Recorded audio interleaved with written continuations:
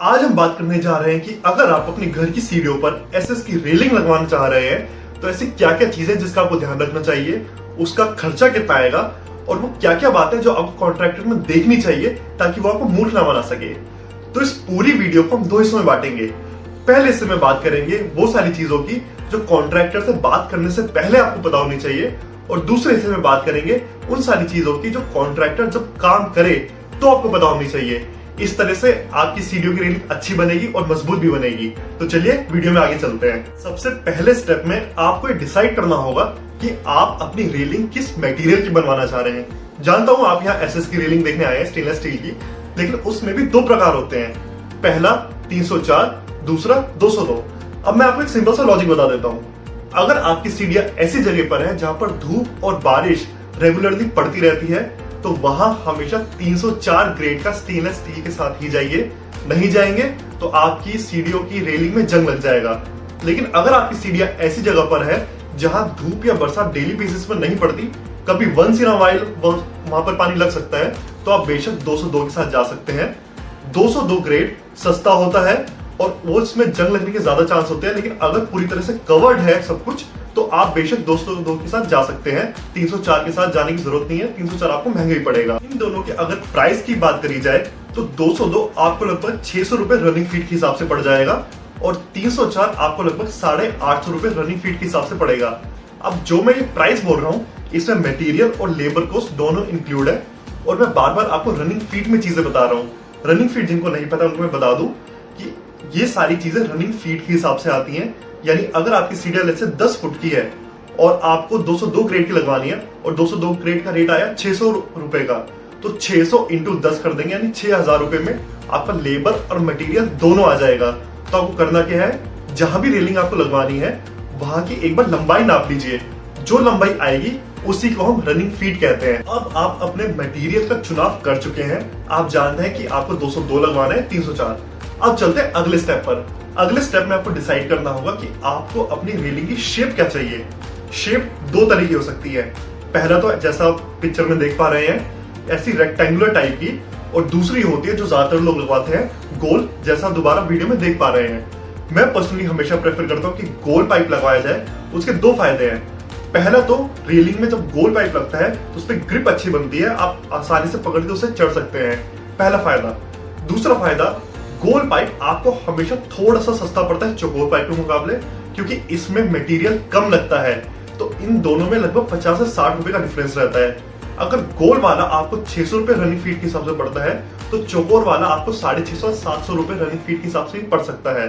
तो मैं प्रेफर करूंगा कि आप गोल पाइप के साथ ही जाएं। अब आप अपना मटेरियल चूज कर चुके हैं, आप ये भी डिसाइड कर चुके हैं कि आपकी रेलिंग की शेप क्या होने वाली है।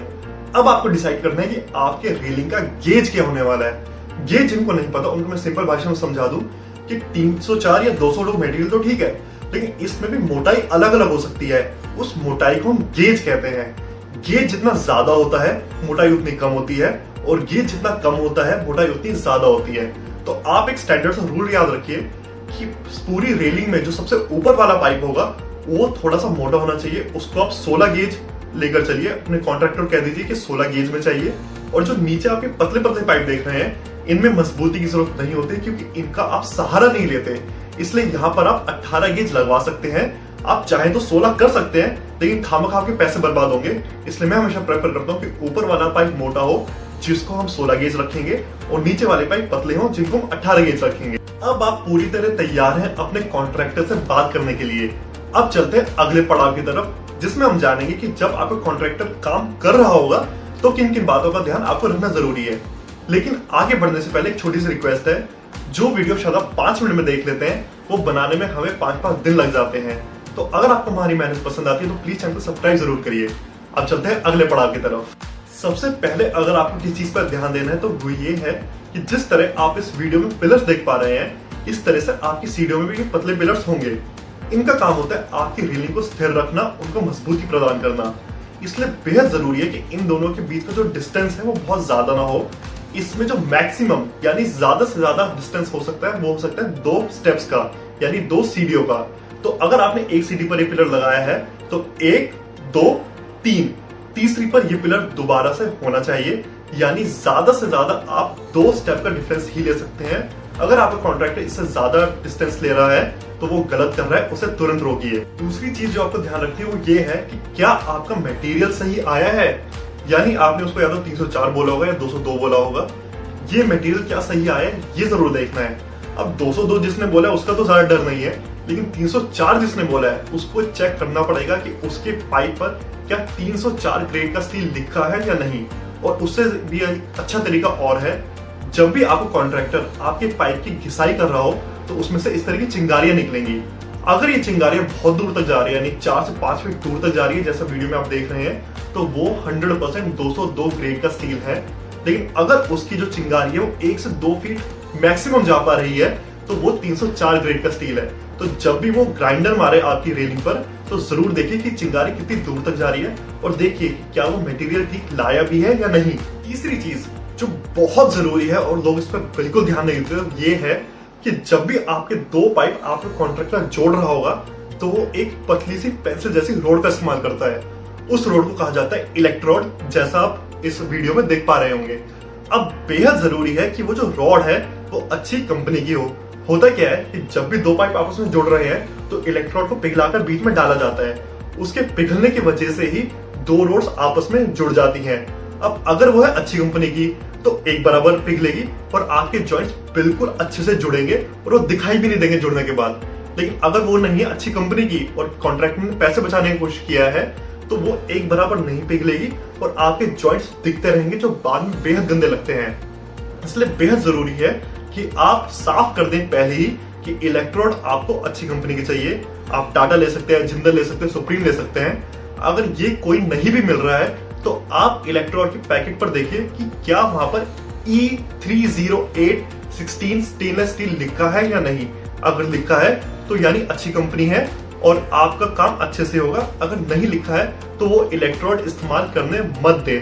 इसके बाद आपको देखना है कि आपका कॉन्ट्रैक्टर फिनिशिंग कितनी अच्छे से कर रहा है। तो होता क्या है कि जब सारी रेलिंग आपस में जुड़ गई तो जो जॉइंट्स है वो काले काले दिखाई देते हैं। अब उनको हटाया जाता है इस माध्यम से, जैसा वीडियो में देख पा रहे होंगे। सारे जॉइंट्स पर इस ग्रीन कलर की मिट्टी को लगाया जाता है, इसको देसी भाषा में मिट्टी ही कहते हैं, और उसके ऊपर एक मशीन चलाई जाती है। ये बफिंग मशीन होती है। अगर आपने अभी कभी गाड़ी अपनी पेंट करवाई हो या उसमें से कोई डेंट निकाला हो तो आपने देखा होगा कि गाड़ी के ऊपर एक मशीन चलाई जाती है गोल गोल सी, उसको ही बफिंग कहते हैं। सेम चीज आपकी रेलिंग के ऊपर की जाती है। और अगर सारा काम अच्छे से हुआ है, बफिंग अच्छे से हो, तो आपके जो जॉइंट्स हैं वो इतने साफ सुथरे हो जाएंगे कि आपको पता भी नहीं चलेगा कि 2 रोड्स को वहां से जोड़ा गया है। आपको ऐसा लगेगा कि एक ही रोड को बस वहां से मोड़ दिया गया है। अब जैसा आप इस इमेज में देख पा रहे हैं, इस तरह की फिनिशिंग नहीं होनी चाहिए। दोबारा मैं कहता हूं, इस तरह की फिनिशिंग नहीं होनी चाहिए। और अब जो आप इमेज अपनी स्क्रीन पर देख पा रहे हैं, इस तरह की फिनिशिंग है जो आपका एम है, जैसा आपको वहां पर चाहिए। अगर आपका कॉन्ट्रैक्टर कहे कि इस तरह की फिनिशिंग नहीं आ सकती, झूठ बोल रहा है, उसको ये वीडियो जरूर दिखा देना। फाइनल चेक आपको लास्ट में लेना है अपनी रेलिंग को अच्छे से हिलाकर। अगर वो बहुत ज्यादा हिल रही है यानी रेलिंग को ठीक से फिक्स नहीं किया गया है, आपके कॉन्ट्रैक्टर से कहिए कि इसको दोबारा से फिक्स करे।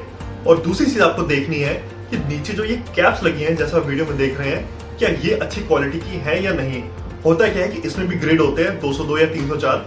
अगर आपने 304 का ऑर्डर दिया है तो पूरे पाइप तो 304 के आ जाएंगे, लेकिन नीचे की जो ये कैप है वो 202 में लिए आते हैं पैसे बचाने के लिए। तो आपको देखना है कि क्या इसके ऊपर भी 304 लिखा हुआ है या नहीं, और इसके ऊपर लिखा होना चाहिए, तभी आपकी रेलिंग अच्छी मजबूत टिकेगी, उसमें जंग नहीं लगेगी। ये था पूरा ज्ञान एसएस की रेलिंग का, और अब आप बिल्कुल तैयार है अपने घर में बिना किसी की मदद के एसएस की रेलिंग लगाने के लिए। और अब आपको कोई मूर्ख भी नहीं बना सकता। आपको कोई डाउट आ जाता है, ऐसी कोई शंका है या क्वेश्चन है जो मैंने अभी आंसर नहीं किया है, तो आप प्लीज नीचे कमेंट करें, मैं उनका जवाब जरूर दूंगा। अगर आप मुझसे सीधा जुड़ना चाहते हैं, मुझसे बात करना चाहते हैं, तो मैं नीचे इंस्टाग्राम का लिंक डालकर रखता हूँ, उस पर क्लिक करिए, सीधे मुझसे मैसेज करिए, मैं आपको सीधे जवाब दूंगा। जाते अगर आपको ये वीडियो पसंद आई तो ये मेरी 5 से 6 दिन की मेहनत है, तो प्लीज वीडियो को सब्सक्राइब जरूर करिएगा, इससे आपकी और मेरी दोनों की बहुत हेल्प होगी। अभी वीडियो खत्म नहीं हुई है, अब बात करते हैं उन लोगों की जिनकी वजह से मैं वीडियो बना पाया। जब भी मैं इस वीडियो में बोलता हूँ तो मुझे तो क्रेडिट मिल ही जाता है, लेकिन उसके साथ जिन्होंने रेलिंग लगाई, हमारी टीम के वेल्डर मोहम्मद आफ्ताब ने, उनका शुक्रिया। साथ ही में जिसने ये वीडियो बनाई, हर्ष, उसका भी धन्यवाद। तो चलिए मिलेंगे अगले वीडियो में।